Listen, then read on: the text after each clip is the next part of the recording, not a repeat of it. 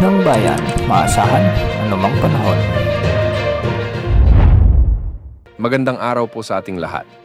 Narito na ang update sa lagay ng panahon ngayon, ikalawang araw ng Enero, 2025. Ngayong araw ay nakakaapekto ang Intertropical Convergence Zone sa Visayas, Mindanao at Palawan. Shear line naman ang nakakaapekto sa silangang bahagi ng Northern at Central Luzon. At Northeast Monsoon din ang nakakaapekto sa natitirang bahagi ng Northern Luzon.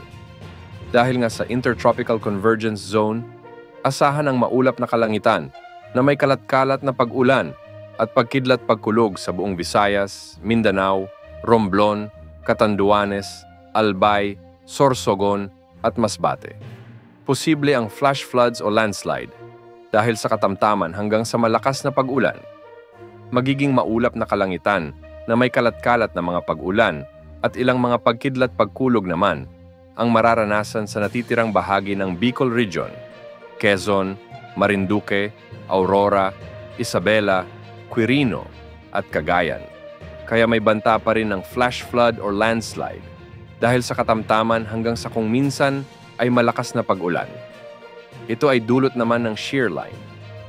Samantala, sa Cordillera Administrative Region, ang natitirang bahagi ng Cagayan Valley at Ilocos Norte ay magiging maulap ang mga kalangitan na may mga pag-ulan dulot ng Northeast Monsoon.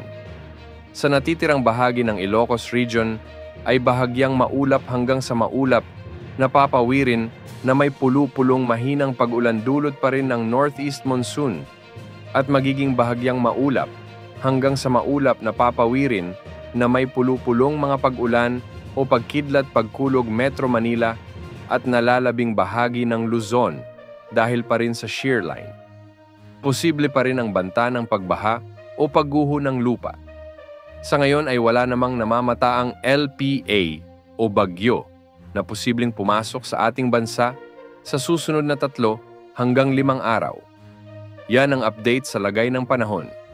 Ito po ang weather update ng bayan, maaasahan anumang panahon.